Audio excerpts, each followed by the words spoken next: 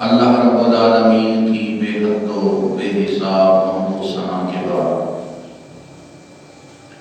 پیارے محبوب علیہ الصلوۃ والسلام کی ذات بابرکات پر بے حد و بے حساب حمد و ثنا کے بعد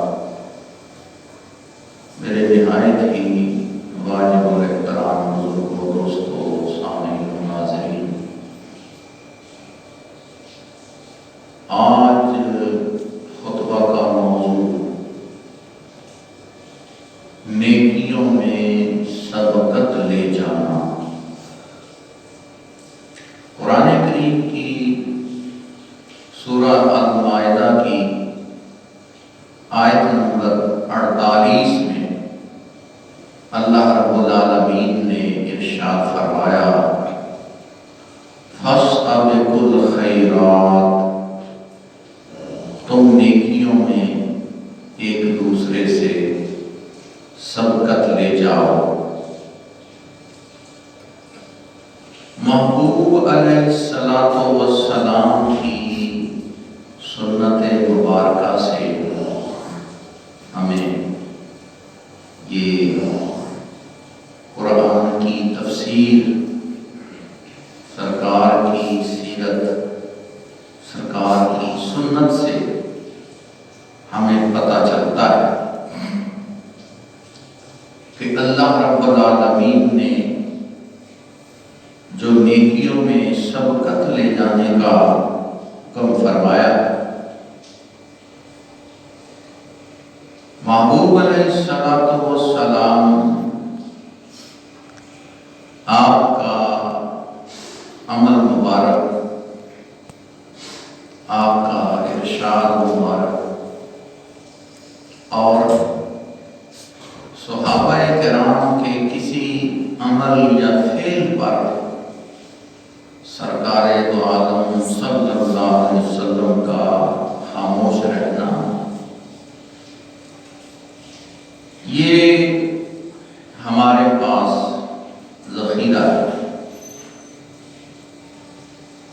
احادیث کی صورت میں جو نبی پاک صلی اللہ علیہ وسلم خود ارشاد فرما دیں، اس حدیث کو حدیث قولی کہتے ہیں، یعنی قول نبی اکرم صلی اللہ علیہ وسلم کا، اور جو سرکار کے عمل سے صحابہ کرام بیان کرتے ہیں کہ سرکار یہ عمل فرماتے ہیں، اس کو حدیث فعلی کہتے ہیں۔ اور تیسری حدیث جو نبی پاک صلی اللہ علیہ وسلم کے سامنے کسی صحابی نے عمل کیا، سرکار دو عالم صلی اللہ علیہ وسلم نے خاموشی اختیار فرمائی، اس کو منع نہ کیا، یا صحابی کے عمل کو سرکار نے احسن کہا یا تائید کی، تو اس حدیث کو حدیث تقریری کہتے ہیں۔ یعنی یہ حدیث کی 3 قسمیں ہوئیں: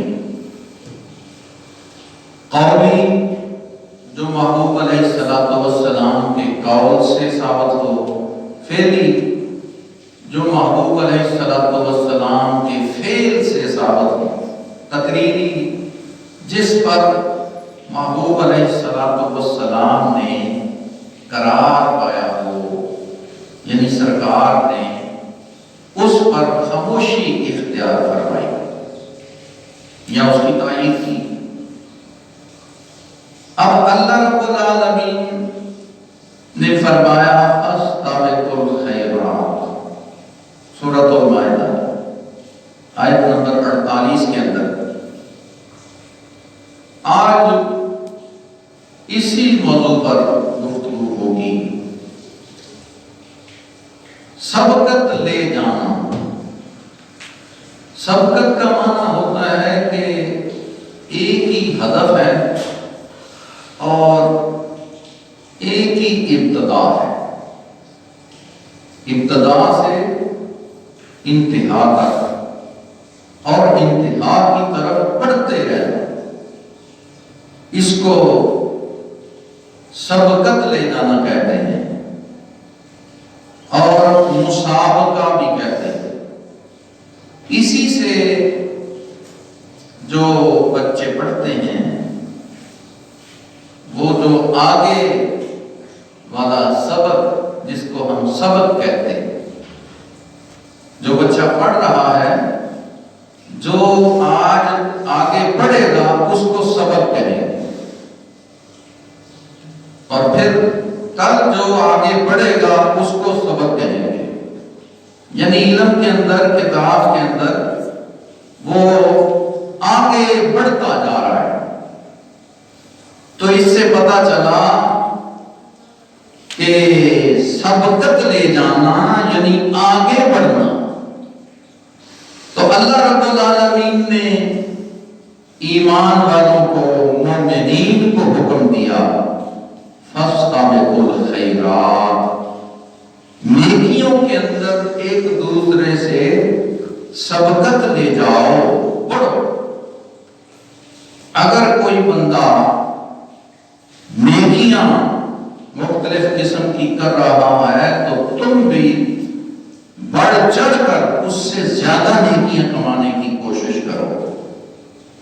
دیکھیں اللہ رب العالمین نے اس میں حکم فرمایا ہے کہ نیکیوں میں آگے بڑھنے کی کوشش کرو،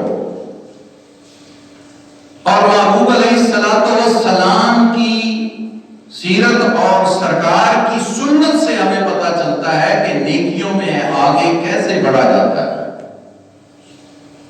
پیارے محبوب علیہ السلام عام مہینوں میں بھی محبوب علیہ السلام روزے، نفلی روزے آپ رکھا کرتے، اور یہ شعبان کا جو مہینہ ہے، اس مہینے کے اندر محبوب علیہ السلام خصوصیت سے، کثرت سے روزے رکھا کرتے، اور محبوب علیہ السلام نے ایک حدیث میں پہلے بھی کئی مرتبہ عرض کی ہے، سرکار نے فرمایا کہ الرجب شہر اللہ، رجب اللہ کا مہینہ ہے، شعبان شہری، شعبان میرا مہینہ ہے۔ سرکار نے اس مہینے کی نسبت اپنی طرف فرمائی۔ سرکار کو یہ مہینہ بہت پسند ہے عبادت کے لیے، اس کی کچھ وجوہات ہیں، وہ عرض کروں گا۔ اور اسی حدیث کا اگلا حصہ حضور نے فرمایا رمضان شہر امتی، کہ رمضان جو ہے یہ میری امت کا مہینہ ہے، کہ اس مہینے میں اللہ رب العالمین میری امت پر رحمتوں کی برسات فرماتا ہے۔ حضرت عائشہ صدیقہ رضی اللہ تعالی عنہا، آپ نے نبی پاک صلی اللہ علیہ وسلم سے عرض کیا کہ یا رسول اللہ، آپ دوسرے مہینوں میں بھی روزے رکھتے ہیں اور دوسرے مہینوں میں آپ کثرت سے روزے نہیں رکھتے، اس مہینے میں آپ کثرت سے روزے رکھتے ہیں۔ بعض احادیث میں ہے کہ نبی پاک صلی اللہ علیہ وسلم پورا مہینہ ہی روزے رکھتے رہتے ہیں، بعض روایات میں کچھ روزے، کبھی کبھی کوئی روزہ چھوڑتے۔ عام مہینوں میں سرکار روزے رکھتے، لیکن یہ مہینہ خصوصیت سے سرکار دو عالم صلی اللہ علیہ وسلم نے اس مہینے میں روزے کیوں رکھے؟ ایک حدیث پاک کا مفہوم عرض کرتا ہوں۔ محبوب علیہ السلام آپ کی ذات کے بارے میں کی روایت میں ہے کہ رسول اللہ صلی اللہ علیہ وسلم نے 13ویں شعبان کو رات اللہ رب العالمین کی بارگاہ میں اپنی امت کی بخشش کی دعا فرمائی۔ تو تو اللہ رب العالمین نے 1/3 امت کو بخش دیا شعبان کی 13ویں رات کو، یہ یاد رکھیں۔ اب 14ویں رات کو پھر سرکار دو عالم صلی اللہ علیہ وسلم نے دعا فرمائی، تو 14ویں رات کو 1/3 اور اللہ رب العالمین نے بخش دیا۔ اب 15ویں رات کو نبی پاک صلی اللہ علیہ وسلم نے دوبارہ دعا فرمائی، تو اللہ رب العالمین نے سب کچھ عطا کر دیا جو نبی پاک صلی اللہ علیہ وسلم نے دعا فرمائی۔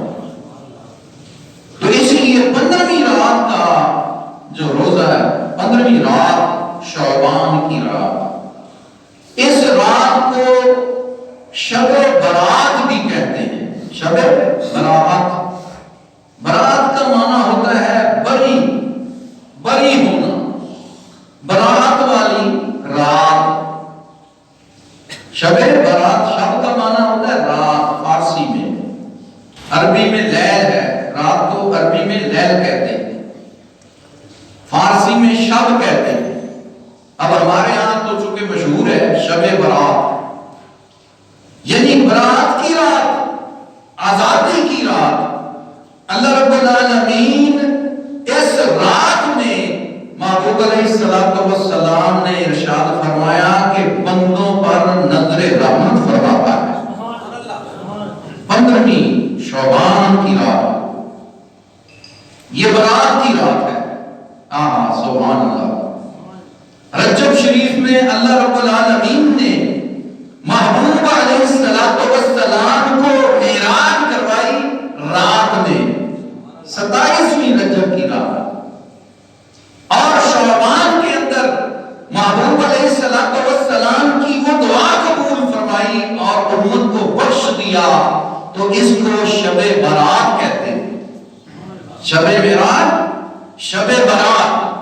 اور پھر محبوب علیہ السلام کے تمسک سے اللہ رب العالمین نے اپنے محبوب کی محبوب امت کو رمضان المبارک میں ایک رات عطا فرمائی ہے، لیلۃ القدر کی رات، قدر کی رات، کہ وہ ایسی رات ہے کہ جو 1000 مہینوں سے بھی افضل ہے۔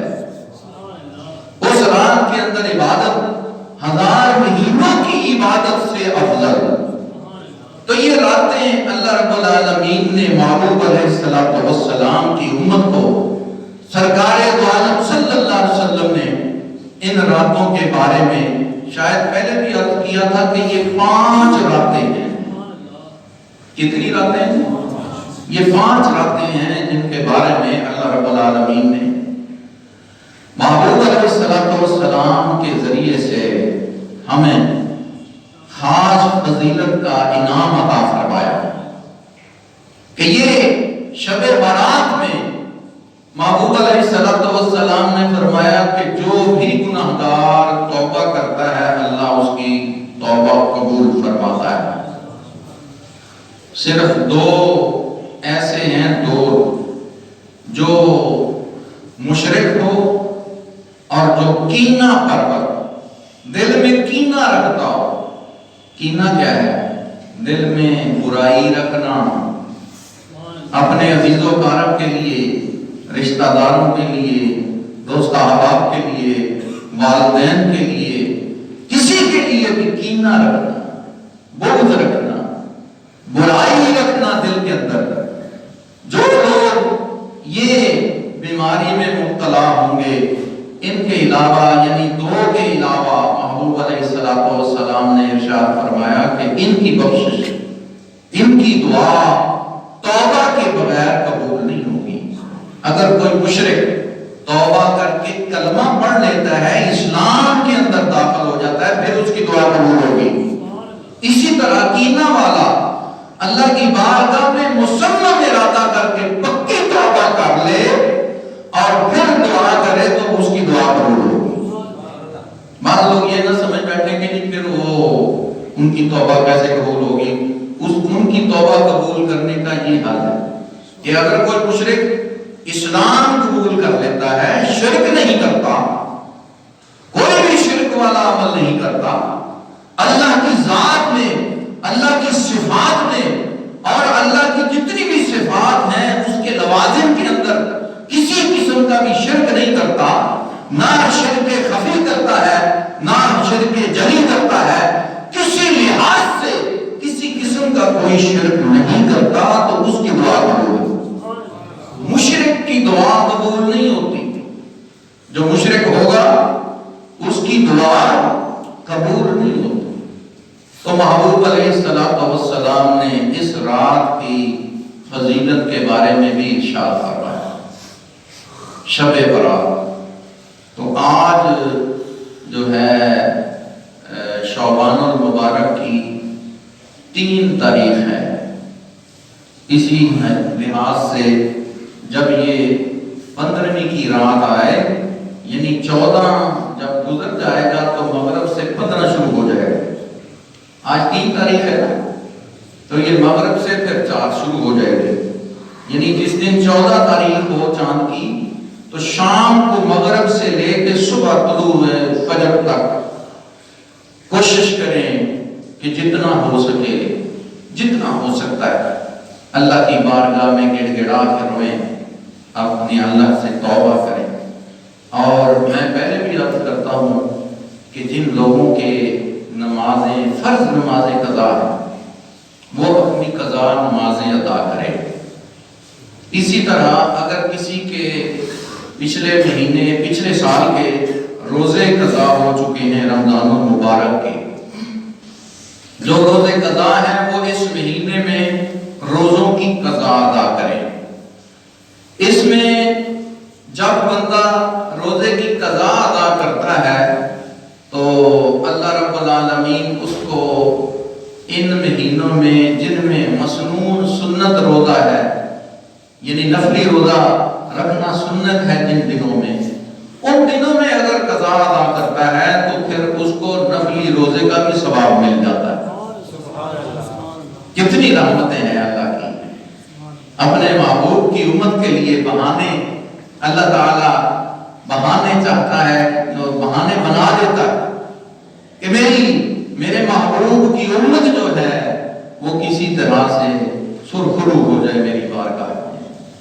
اللہ رب العالمین چاہتا ہے کہ ہم نیکیوں میں آگے بڑھ جائیں، اس لیے حکم دیا فاستبقوا الخیرات۔ نبی پاک صلی اللہ علیہ وسلم آپ رات بھر عبادت کرتے اور کوشش کرتے کہ جتنی بھی نیکیاں ہیں وہ سب میں سرکار سبقت لے جانے کی کوشش کی۔ آپ صلی اللہ علیہ وسلم، اب آپ کی جو نیکیاں ہیں آپ سے بڑھ کر اور تو کوئی نیکی نہیں کر سکتا، لیکن محبوب علیہ السلام آپ نیکیوں میں اتنی کوشش کیوں فرمایا کرتے تھے؟ اس لیے کہ میری امت کے لیے یہ سنت بن جائے، تاکہ میری امت میری اس سنت پر عمل کرے تو ان کی آخرت سنور جائے، ان کی آخرت بن جائے۔ تو میرے دوستو کوشش کریں، جن کے پچھلے سال کے روزے قضا ہیں وہ اس مہینے میں کوشش کر کے روزے قضا ادا کر لیں، اور جن کی نمازیں قضا ہیں وہ نمازیں جو ہیں قضا ادا کریں۔ ایک مسئلہ علماء نے بڑا آسان بیان فرمایا ہے کہ جن لوگوں کی نمازوں کا انہیں علم نہیں ہے کہ کتنی نمازیں قضا ہیں، تو وہ ہر نماز کے ساتھ ایک نماز ادا کرتے رہیں۔ ایک نماز سے مراد یہ ہے کہ صرف قضا کے صرف فرض جو ہیں، فرض نماز قضا ادا کرنی ہے۔ مثلا فجر کی نماز قضا ہے تو پھر فرض 2 فرض پڑھنے ہیں فجر کے، ظہر کی قضا ہے تو ظہر کے 4 فرض پڑھنے ہیں صرف، عصر کی قضا ہے تو عصر کے 4 فرض پڑھنے ہیں، مغرب کے 3 جو ہیں یہ آپ نے ادا کرنے۔ اسی طرح عشاء کے 4 فرض ہیں، وہ 3 وتر ہیں، 4 فرض اور 3 وتر۔ عشاء کے 3 وتر بھی پڑھنے لازمی ہیں، ان کی جو واجب ہوتا ہے اس کی بھی قضا لازم ہے، اس لیے کہ فرائض اور واجبات کے بارے میں حساب و کتاب ہوگا۔ باقی سنتیں اور نوافل جو ہیں اللہ رب العالمین کی رحمت کی امید ہے کہ اللہ ہمیں معاف فرما دے، تو کوشش کیا کریں کہ نماز قضا نہ کریں۔ جن لوگوں کی نمازیں قضا ہیں وہ پوری کوشش کر کے دن میں رات میں جب بھی کوئی وقت ملے وہ نوافل نہ پڑھیں، ان کو نوافل کا ثواب نہیں ملے گا۔ یہ میں نہیں کہہ رہا ہوں، یہ حضرت امام ابو حنیفہ رحمۃ اللہ علیہ کا فتویٰ ہے، قرآن و حدیث کے نچوڑ سے انہوں نے بیان فرمایا کہ جن کے فرائض اور واجبات ادا نہیں تو وہ فرائض اور واجبات کی قضا ادا کریں ان وقتوں میں جن وقتوں میں وہ نفل پڑھنا چاہتے ہیں۔ کوشش کریں کہ نمازیں پوری کر لیں، جب نمازیں پوری ہو جائیں تو بعد میں پھر نوافل ادا کریں۔ جو مسنون نوافل ہیں، مسنون سے مراد تہجد ہے، اشراق ہے، چاشت ہے، اوابین ہے، اور شکرانے کے ہیں، استخارے کے ہیں، مختلف۔ ان کے علاوہ باقی جو نوافل ہیں بعض علماء نے لکھا ہے کہ ان کی ضرورت نہیں ہے ان لوگوں کو جن کی نمازیں قضا ہیں، وہ کوشش کریں کہ اپنی نمازیں جو قضا ہو چکی ہیں وہ ادا کریں، جو وقت ملے اس میں بیٹھ کے کھڑے ہو کے جس طرح بھی ہو سکے کہ وہ نماز قضا ادا کریں۔ اور جو روزے جن لوگوں کے روزے رہتے ہیں وہ روزے اپنے اس مہینے میں قضا جو ہیں وہ کر لیں، تاکہ اگلے مہینے یعنی رمضان المبارک میں پھر نئے سرے سے اللہ کی بارگاہ میں سرخرو ہو کے پہنچیں، تاکہ اللہ کی رحمتیں ہمارا استقبال کریں۔ اللہ رب العالمین اپنے پیارے حبیب کریم علیہ السلام کی شریعت کو سمجھنے کی اور اس پہ عمل کرنے کی توفیق رفیق عطا فرمائے۔ وما علیہ الا البلاغ، سنتیں ادا فرمائے۔